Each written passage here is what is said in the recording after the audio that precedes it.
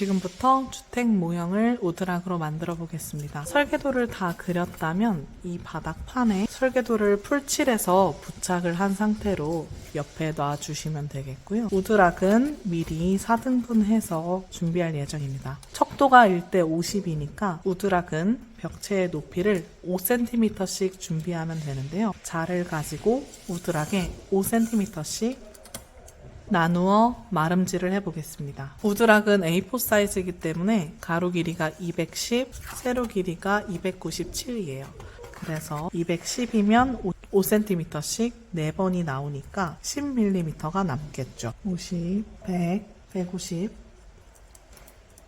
200 이렇게 4군데에 표시를 해주시고요. 마찬가지로 반대편도 똑같이 50씩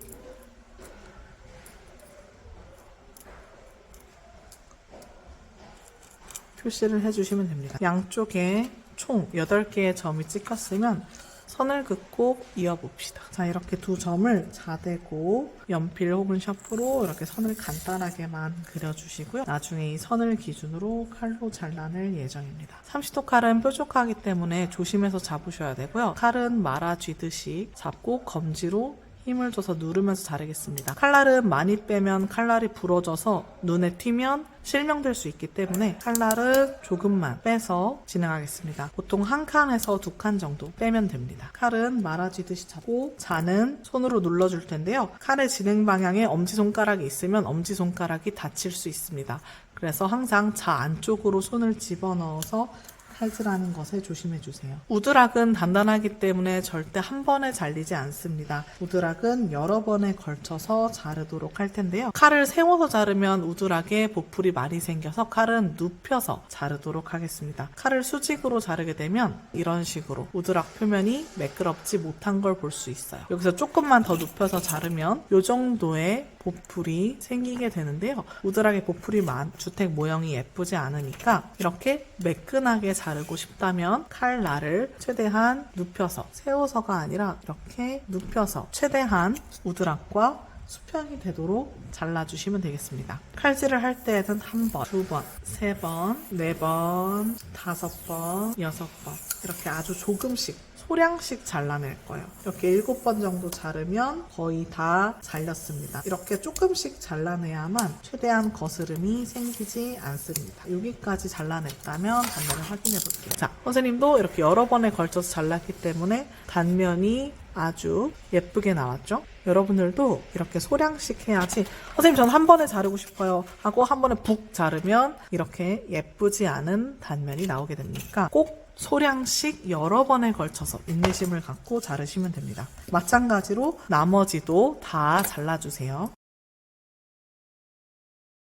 자, 그러면 첫 번째 벽체가 될 부분을 잘라보겠습니다. 이렇게 한 번, 2번 여러 번에 걸쳐서 칼질을 해주시면 되겠고요. 여러분들은 칼질할 때에는 꼭 최대한 칼을 눕혀서 해주시기 바랍니다. 여러 번 강조하는 데에는 다 이유가 있습니다. 짠! 이러면 1대 50 척도에서 벽 높이 2m 50cm짜리인 벽체가 생겼어요. 도면상 길이는 50mm이기 때문에 이 정도 크기입니다. 요걸 가지고 벽을 만들어 볼 텐데요. 나머지 벽체도 다 잘랐다면 이제는 설계도와 비교를 해보겠습니다. 설계도에서는 가장 긴 부분의 벽부터 만들기 시작하면 되는데요. 여기서 주의할 점, 가로벽은 여기 끝까지, 세로벽은 여기에 닿는 부분까지만 만들어 주시면 돼요. 자, 아까 만든 이 5mm짜리 벽체를 가지고 가장 긴 벽 부터 만들어 볼 건데요. 가장 긴 벽의 길이를 자로 재서 벽체에 표시해 주시면 됩니다. 가장 긴 벽은 250mm이네요. 50mm짜리 벽체에 높이가 50mm짜리인 벽체에 250짜리 벽을 표시해 보겠습니다. 아래에도 한번 표시해 주시고 위에도 250을 표시해 주세요. 그리고 두 점을 자대고 입겠습니다. 이 부분을 칼을 가지고 조심히 잘라 보겠습니다. 칼은 최대한 수평하게 뉘어서 2칸 정도만 빼고 조심히 잡고 잘라보겠습니다. 칼질은 이렇게 하면 이렇게 깔끔한 단면이 나오게 됩니다. 이렇게 해서 여러 개의 벽체를 만들면 되는데요. 선생님은 미리 다른 벽체들을 만들어 두었습니다. 여러분들은 외벽부터 시작해서 외벽, 내벽의 순서로 만들어 주시면 되겠습니다.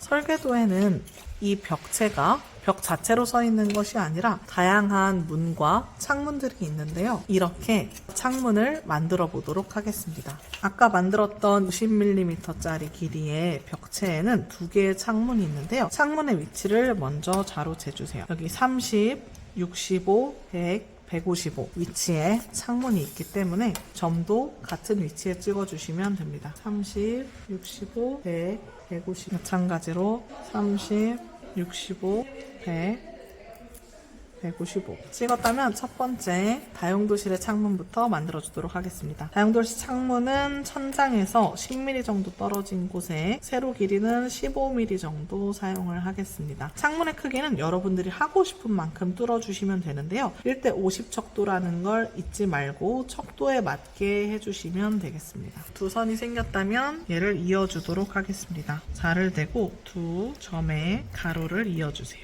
이렇게 이어주면 창문 하나가 생겼습니다. 두 번째 부엌 창문도 만들어 볼게요.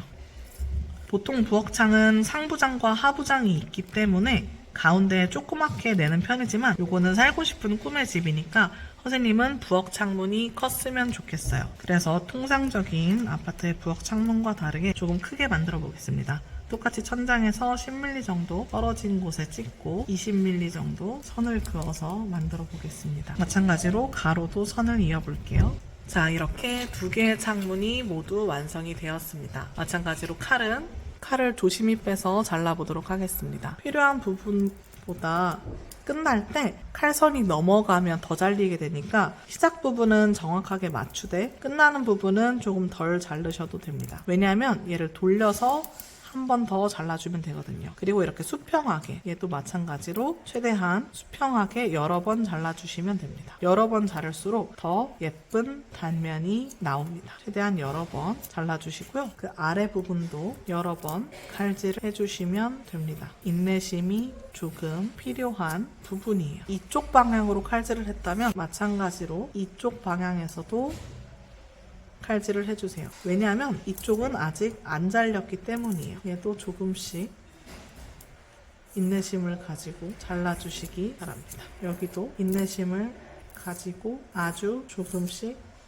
잘라주시기 바랍니다. 그러면 이렇게 2군데의 세로로 칼선이 생겼어요. 이제 세로도 잘라보겠습니다. 세로도 마찬가지로 조금씩 갈가낸다는 느낌으로 베어주시면 됩니다. 아주 소량, 여기도 마찬가지로 아주 소량 인내심을 가지고 돌려서 또 반대쪽도 시작선을 이렇게 맞춰서 잘라주시면 조금은 오래 걸려도 예쁜 단면이 나올 수 있습니다. 화이팅입니다. 자, 거의 다 된 것 같아요. 내 선이 뒤에서 봤을 때도 거의 다 잘렸다면 살짝 밀어보시면 됩니다. 그러면 아직 덜 잘린 부분이 있다면 이 뒤쪽에서 살짝 칼집을 내줘서 똑 떨어지게 해주시면 짠! 이렇게 예쁜 창문이 완성됐습니다. 마찬가지로 다른 창문도 뚫어주시면 됩니다. 짠! 이렇게 2개의 창문을 모두 뚫었습니다. 창 중에서도 베란다 창 같은 부분은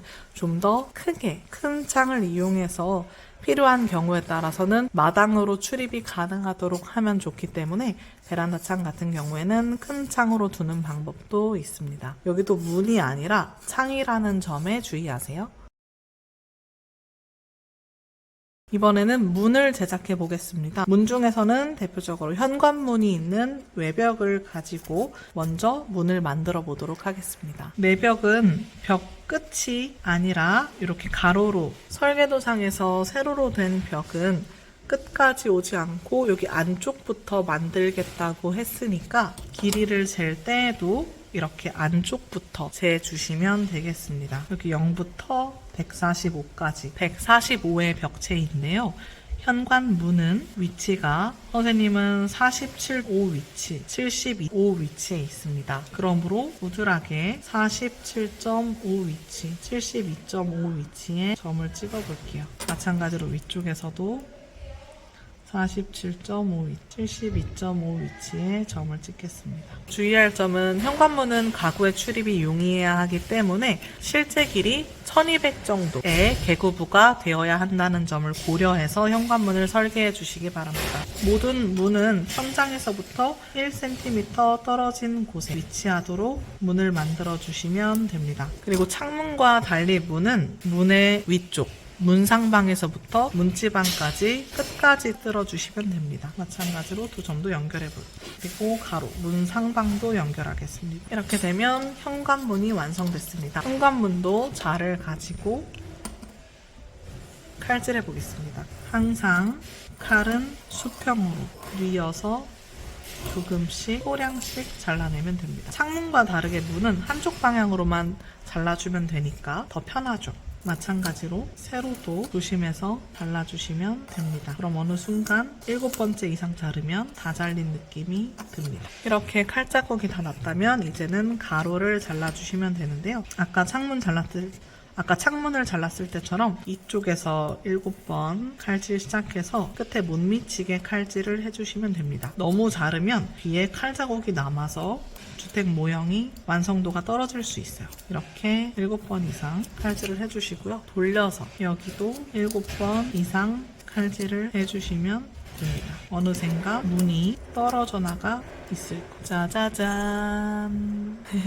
이렇게 깔끔하게 문이 떨어져 나왔습니다. 요거는 버리거나 추후 가구를 만들 때 사용하시면 되겠습니다. 이렇게 예쁜 문도 완성됐습니다. 그런데 여기서 끝이 아니죠. 문 옆에는 아까 화장실 창문이 있었기 때문에 여기에다가는 잊지 말고 화장실 창문도 그려줘야 합니다. 주택의 경우는 이렇게 화장실 창문을 두어서 화장실에 환기를 할 수 있습니다. 아까 현관 옆에 있었던 화장실 창에 대해서 한 번 더 설명을 드리면 화장실 창도 여기 라인에 맞춰서 점을 찍고 그리시면 되는데요. 보통 화장실 창 같은 경우에는 프라이버시를 위해서 기존의 창들보다 좀 더 높게 그리고 더 작게 설계합니다. 왜냐하면 외부에서 봤을 때 화장실이 보이면 안 되니까요. 그래서 보통은 키보다 높은 곳, 사람의 시선보다 높은 곳에 설치해야 합니다. 그래서 화장실은 똑같이 10mm의 점을 찍되 화장실의 창문은 밑으로 많이 내려오지 않도록